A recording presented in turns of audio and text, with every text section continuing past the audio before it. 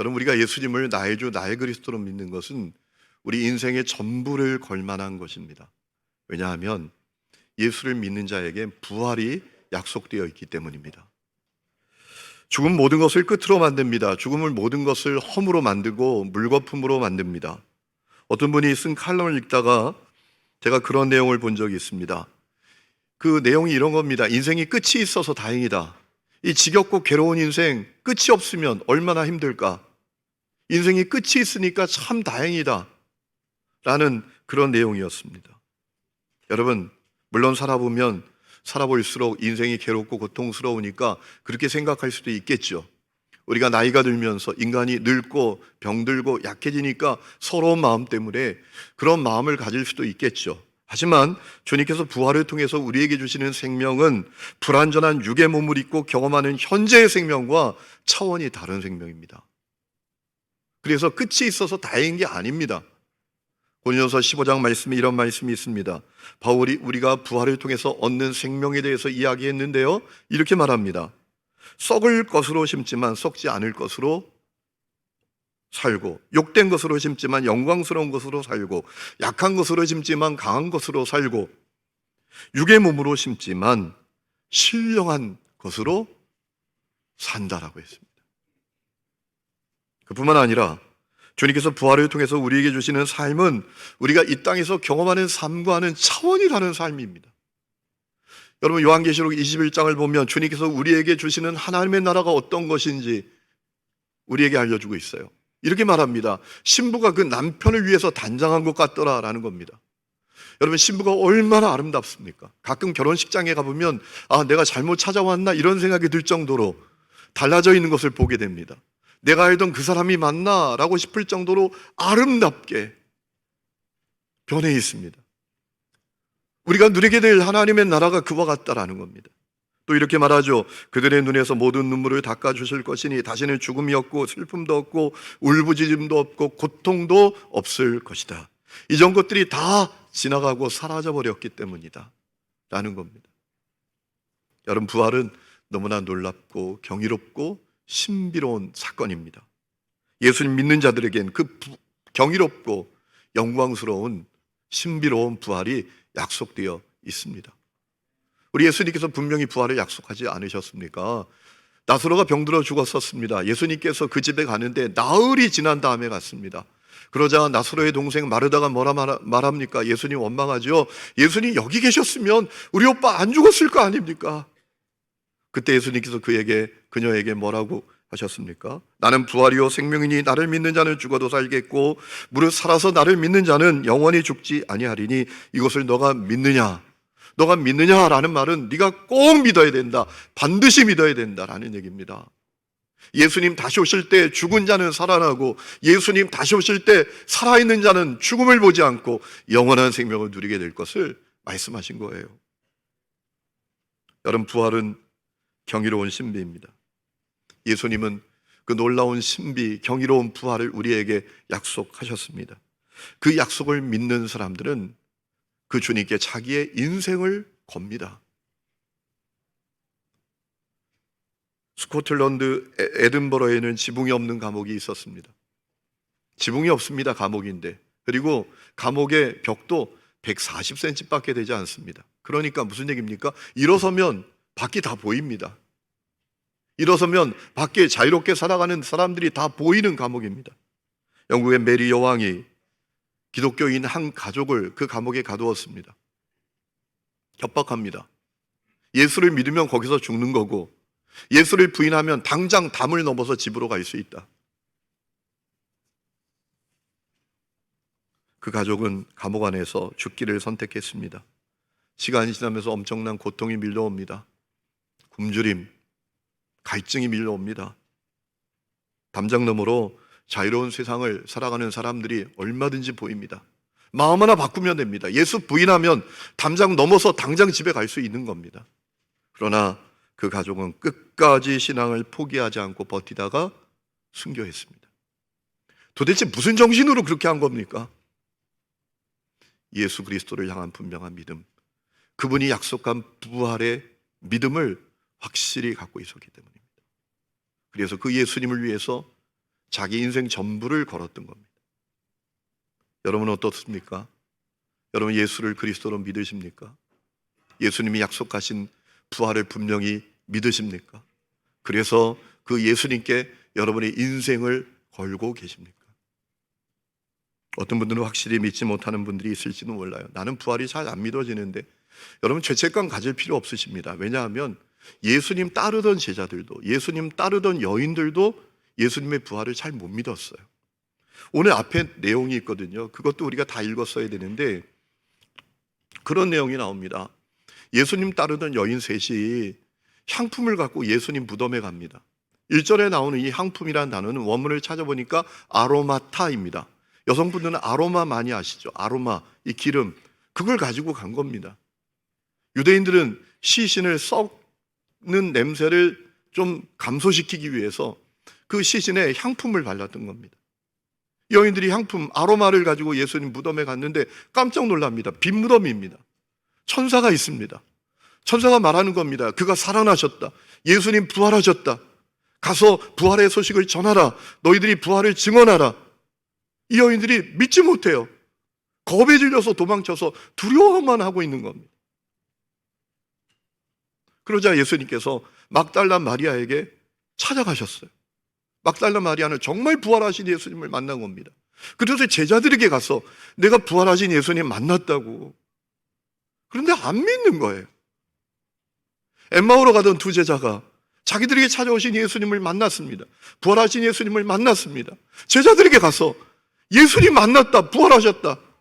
그래도 안 믿는 거예요.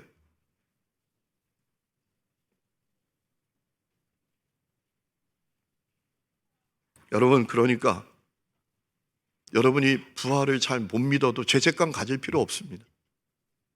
예수님 직접 보고 따라다니던 제자들도 못 믿었어요. 여러분, 예수님을 보지는 못했잖아요. 그러니까 죄책감을 가질 필요는 없어요. 하지만 오늘 우리가 읽은 말씀을 보니까 결론은 믿음을 가져야 돼요. 부활을 믿으셔야 돼요. 여러분, 그 이유가 오늘 말씀 속에 있어요. 11 제자가 모여서 밥 먹고 있었습니다. 그런데 밥 먹는 자리에 예수님께서 나타나신 거예요. 그리고 야단을 치십니다. 야, 그렇게 믿음이 없느냐? 그렇게 마음이 완악하냐? 야단을 치십니다. 예수님 너무하신 거 아니에요? 그런 얘기 있잖아요. 밥 먹을 때 모두 안 건드린다. 밥 먹는 자리에 오셔가지고 밥 먹고 있는데 오셔가지고 막 야단치는 거예요. 그렇게 믿음이 없냐? 그렇게 마음이 완악하냐? 오늘 말씀에 있는 완악하다라는 표현을 다른 번역본에는 무디어졌다 이렇게 번역을 했더라고요. 그렇게 마음이 무디어졌냐? 아니, 너무 하시는 거 아니에요? 밥 먹고 있는데 지금. 예수님의 심정을 생각하셔야 돼요. 너무 안타까우셨던 겁니다. 그리고 오늘 14절 끝에 있는 말씀을 주목해야 합니다. 주님께서 제자들이 꾸짖으신 이유가 뭔지를 우리는 발견합니다. 이렇게 되어 있습니다. 14절 끝에 자기가 살아난 것을 본 자들의 말을 믿지 않았기 때문이다 라고 했습니다. 이 말씀이 중요합니다. 그래서 여러분이 부활을 믿지 못하는 것 죄책감 가질 필요는 없지만 이 말씀을 보고는 확실히 믿으셔야 합니다. 주님께서 제자들을 꾸짖으신 이유는 예수님 부활하셨다 이 말을 너희들이 안 믿었지 않느냐라는 거예요. 여러분, 이 성경이 뭡니까? 이 성경이 본 자들의 증언입니다. 예수님을 본 사람들, 예수님을 목격한 사람들, 부활하신 예수님을 만난 사람들의 증언, 말이 이 성경에 제자들은 말로 들었는데 우리에게 문자로까지 기록이 되어서 주어져 있습니다. 그러니까 우리가 믿어야 한단 말입니다. 예수님 확실히 부활하신 것을 믿어야 한다는 겁니다. 우리 이 은혜가 여러분 가운데 있기를 축원합니다. 여러분, 부활을 믿으면 다 믿는 거죠. 사실 예수 부활하셨다라는 사실을 여러분 믿으면 다른 것은 다 믿게 될 겁니다. 그런데 예수님 부활하셨다라는 사실이 잘 안 믿어지면 사실은 다른 것도 잘 안 믿어지는 겁니다. 부활은 증명할 수 없습니다. 하지만 세상에 증명할 수 없지만 사실이고 실제인 일들이 얼마나 많습니까? 예수님 확실히 부활하셨습니다. 오늘 여러분에게 확실한 부활신앙이 있기를 주의 이름으로 축원합니다. 여러분이 확실한 부활 신앙을 가지면 다 극복할 수 있습니다. 고난도 문제도 어려움도 극복할 수 있습니다. 우리 인생에 얼마나 여러 문제가 있습니까? 두려움도 있습니까? 그거 다 극복할 수 있고요. 심지어 죽음조차도 극복할 수 있습니다. 죽음의 두려움도 극복할 수 있습니다. 이 세계에 활동했던 저스틴 마터라라는 철학자가 있습니다.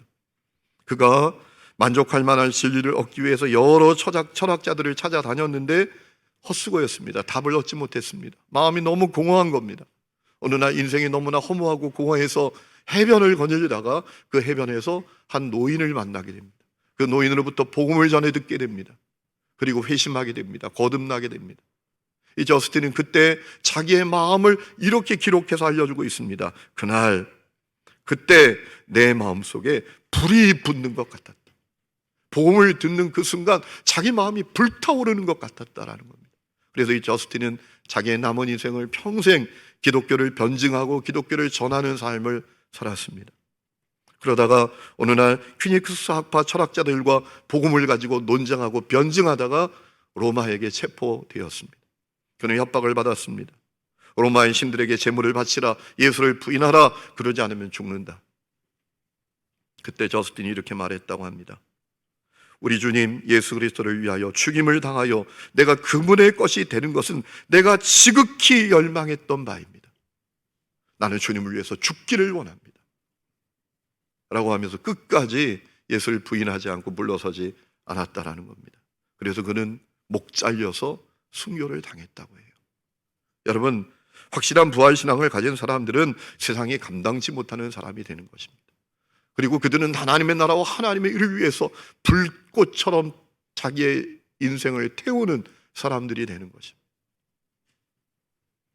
오늘 말씀을 보면 부활하신 주님께서 이 제자들에게 부활에 대한 믿음을 요구하실 뿐만 아니라 한 가지를 더 요구하셨습니다. 세상으로 가라라는 것입니다. 세상으로 가서 부활의 복음을 전하라라는 것입니다. 15절에 너희는 온 천하에 다니며 만민에게 복음을 전파하라라고 했습니다. 제자들만이 아니라 온 세상 사람들도 부활신앙을 갖고 복되게 살도록 부활의 복음을 가서 전하라라는 것입니다. 믿고 세례를 받는 사람은 구원을 얻을 것이고 믿지 않는 사람은 정죄를 받으리라, 유죄 판결을 받으리라, 지옥불에 떨어지리라 라는 것입니다. 부활의 복음을 전할 때 물론 거절하는 사람들, 거부하는 사람들도 있겠지만 반드시 믿는 사람이 있을 것이고 세례받고 구원받는 사람들이 있게 될 것이다 라고 했습니다. 오늘 말씀 보면 놀라운 말씀이 있지 않습니까? 그들에게 기적이 일어나는데 그들이 내 이름으로 귀신을 쫓아내고 그들을 붙들고 있는 악한 영들이 떠나가게 될 것이다 라는 거예요. 새 방언을 말한다, 언어가 달라진다라는 겁니다. 말이 달라진다라는 거예요. 맨날 누구 원망하고 미워하고 시기하고 증오하던 신세 한탄하던 그 입술이 놀라운 입술로 바뀐다라는 겁니다. 감사와 기쁨과 축복의 언어로 바뀌게 된다라는 겁니다. 뱀을 집어올리고 마귀의 종으로 살지 않는다라는 겁니다. 이러면 안 되는데 하면서도 그 죄에 끊임없이 끌려다닌 인생을 청산하게 될 것이다 라는 거예요. 무슨 독을 마실지라도 해를 받지 않는다라는 겁니다. 여러분, 인생이 얼마나 스트레스가 가득합니까? 스트레스가 독입니다. 아무리 스트레스를 받아도 내 안에 있는 기쁨과 생명이 그 스트레스를 다 잡아먹는다라는 거예요. 그런 인생을 살게 될 사람들이 일어날 것이니 가서 부활의 복음을 전하라 라고 하셨습니다. 여러분, 이 말씀은 오늘 우리에게 주시는 말씀이에요. 오늘 주님께서 우리로 하여금 세상으로 가라고 하십니다. 가서 부활의 복음을 전하라 라고 하십니다. 여러분 가운데 어떤 분들이 이렇게 생각하실지도 몰라요. 목사님, 아니 주님, 제 코가 석자입니다. 제가 세상을 살아내기도 벅찹니다. 제 인생 버티는 것도 힘듭니다.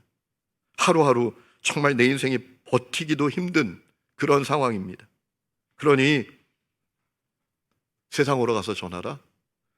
그거 나하고 상관없는 얘기입니다. 제가 인생이 너무나 고단하고 힘들고 지쳐서 죽을 지경입니다.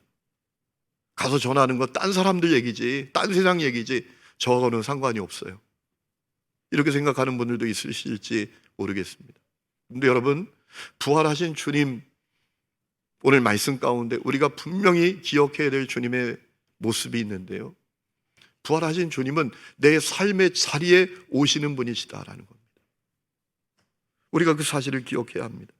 부활의 주님께서 전쟁터 같은 정말 너무나 힘들고 어렵고 지치는 그 내 삶의 자리에 오시는 분이시다라는 거예요. 여러분, 예수님 무덤을 찾아갔던 여인들이 천사로부터 의미심장한 이야기를 듣지 않습니까? 부활하신 주님이 갈릴리로 가신다라는 겁니다. 우리 읽지 않았지만 7절 말씀 보십시오. 7절 말씀 보면 이렇게 말합니다. 가서 그의 제자들과 베드로에게 말해라. 예수께서 너희보다 먼저 갈릴리로 가신다고. 예수님이 갈릴리로 가신다고 전하라 라고 했습니다. 여러분, 갈릴리가 어떤 곳입니까? 도대체 갈릴리가 어떤 곳이길래 우리 예수님께서 갈릴리로 가신다라고 하셨습니까? 제자들에게 갈릴리는 그들의 삶의 터전이었습니다. 그들이 주님께 사람 닦는 어부로 살도록 사명을 받았던 장소였습니다. 그러나 현재는 실패해서 패배해서 패배의식으로 가득해 살던 자리였습니다. 주님이 그 자리로 가신다라는 겁니다. 요한복음 21장 말씀을 보면 실제로 우리 예수님께서 갈릴리로 제자들을 찾아가셨죠. 제자들이 밤새도록 고기를 잡는데 한 마리는 못 잡아요. 갈릴리 호수를 그냥 손바닥 보듯이 알고 있어요. 그런데 한 마리도 못 잡는 게 이상하잖아요. 그래서 주님께서 어떻게 하십니까? 배 오른편에 그물을 던져라. 그랬더니 그물이 들 수 없을 정도로 고기가 잡힙니다. 주님께서 그 고기로 아침 식사 만들어 주십니다. 그리고 베드로를 불러서 말씀하십니다. 네가 나를 사랑하느냐? 네가 나를 사랑하느냐? 네가 나를 사랑하느냐? 라고 물으시고 내 양을 쳐라. 내 양을 먹여라. 라고 하시면서 사명을 주셨습니다. 여러분, 그 말씀 가운데 여러 메시지가 있는 것 아니겠습니까? 부활하신 주님께서 우리 삶의 자리로 찾아오신다라는 겁니다. 우리 삶의 자리로 찾아오셔서 주님께서 우리를 도우시고 돌보신다라는 겁니다. 여러분, 내 인생을 내가 붙들고 씨름한다고 뭐 됩니까? 나에게 문제가 있습니다. 우리가 살아올수록 그 문제를 해결할 수 있는 힘도 능력도 나에게 없다라는 사실을 느끼고 절망하고 좌절할 때가 얼마나 많습니까? 여러분, 내가 붙들고 사는 인생은 빈 그물일 인생일 뿐입니다. 그런데 주님이 내 삶의 자리에 오셔서 나를 도와주시겠다는 거예요. 먹고 사는 문제도 책임져 주시겠다는 거예요. 나를 보살피시겠다는 겁니다. 인도하시겠다는 겁니다. 그러니까 너는 사명을 위해서 살아라 라는 메시지가 갈릴리로 찾아간 주님의 모습을 통해서 드러나는 거예요. 오늘 주님께서 우리에게 말씀하십니다. 부활하신 주님께서 천상천하 유아독존처럼 저 하늘에 우두커니 계신 분이 아니라 내 삶의 자리에 찾아오시는 분이시다. 그 주님이 나를 돌보신다, 인도하신다, 책임지신다. 먹고 사는 거 걱정하지 말고, 삶의 문제를 걱정하지 말고, 주님이 다 돌보시고 인도하시고 책임지실 것이니까 그것을 신뢰하고 사명을 붙들어라. 내 삶의 자리에 복음을 듣지 못한 그들에게 복음을 전하라 라고 우리에게 말씀하시는 거예요. 오늘 이 음성이 여러분에게 들려질 수 있기를 주의 이름으로 축원합니다. 여러분, 우리 주위에 700만 명의 불신자들이 있습니다. 이 서울에 700만 명의 불신자들이 있습니다. 복음을 누군가 전해주지 않으면 한 번도 태어나서 복음을 듣지 못하고 지옥불에 떨어질 사람이 여러분 삶의 자리에 700만 명이 있습니다. 이 서울에만 해도 700만 명이 있습니다. 여러분, 죽음의 신비가 있잖아요. 내가 언제 어디서 어떻게 죽을지 모르는 겁니다. 지난주에 장례식장에 다녀왔는데 돌아가신 고인이 어떻게 돌아가셨는가? 이분이 친구들하고 여행을 부산으로 가셨어요. 잘 지내셨대요. 2박 3일 동안 잘 지내고 돌아오는 날 부산 터미널에 와서 돌아오는 버스 타려고 하는데 심장마비로 돌아가셨어요. 그게 인생입니다. 그게 인생이에요. 지금도 누군가 가서 복음을 전해주지 않으면 복음을 들을 수 없어서 멸망당하는 인생들이 여러분 삶의 자리에 700만 명이 있단 말이에요. 주님께서 말씀하십니다. 너 삶의 자리에 내가 있다. 내가 도와줄 거다. 너 문제 너가 붙들고 씨름해봐야 되냐? 안 되지. 나를 의지하라. 나를 신뢰하라. 내가 붙들겠다. 내가 책임지겠다. 내가 인도하겠다.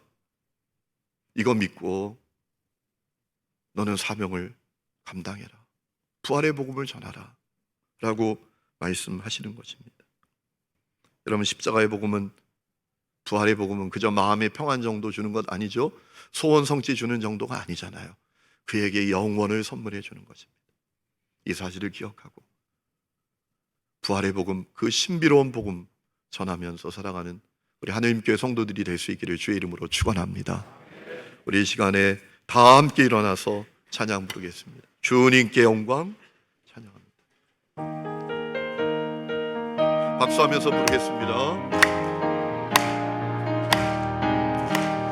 주님께 영광, 다시 사신 주, 사망 권세 모두 이기시렸네.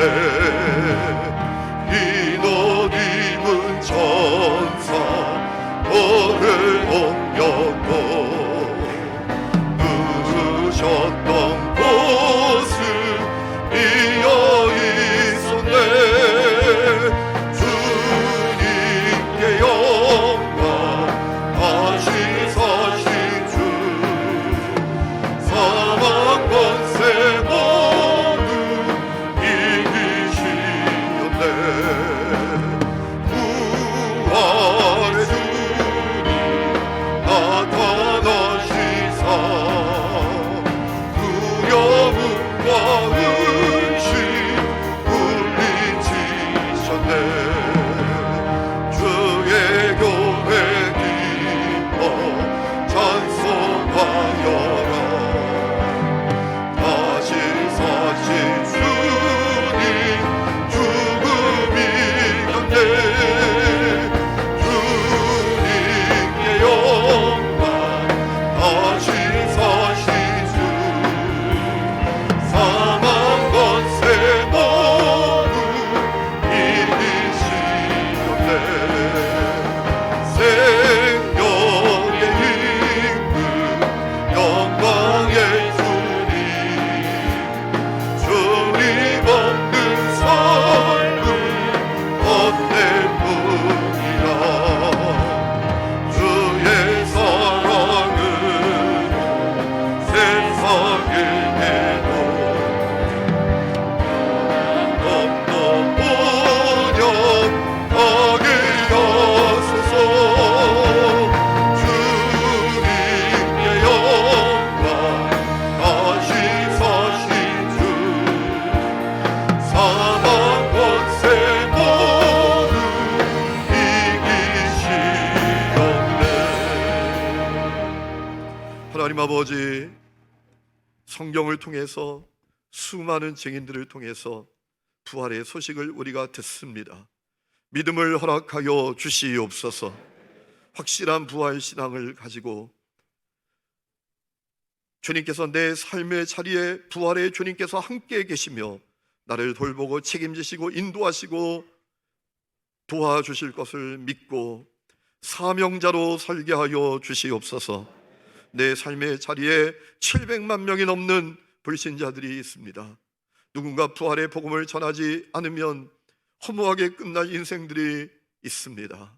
주여, 우리의 손으로, 우리의 입술로, 우리의 발로, 우리의 섬김으로 부활의 복음을 전하게 하셔서 수많은 영혼들이 영원한 생명을 누리는 역사가 일어나게 하여 주옵소서. 부활의 기쁨과 승리가 우리 성도들 속에 가득하게 하여 주셔서 그 승리와 기쁨이 어둠과 사망과 눌림과 갇힘을 다 깨트리고 하나님 참으로 벗어버리게 하여 주셔서 하나님 승리의 삶을 살게 하여 주옵소서. 이제는 우리 주 예수 그리스도의 은혜와 하나님 아버지의 놀라운 사랑과 성령의 내주동행 하심이 예배하는 하늘 이음의 모든 성도들 위해, 그리고 그 삶의 모든 부분들 위해 지금부터 영원토록 함께 계시기를 간절히 축원하옵나이다. 아멘.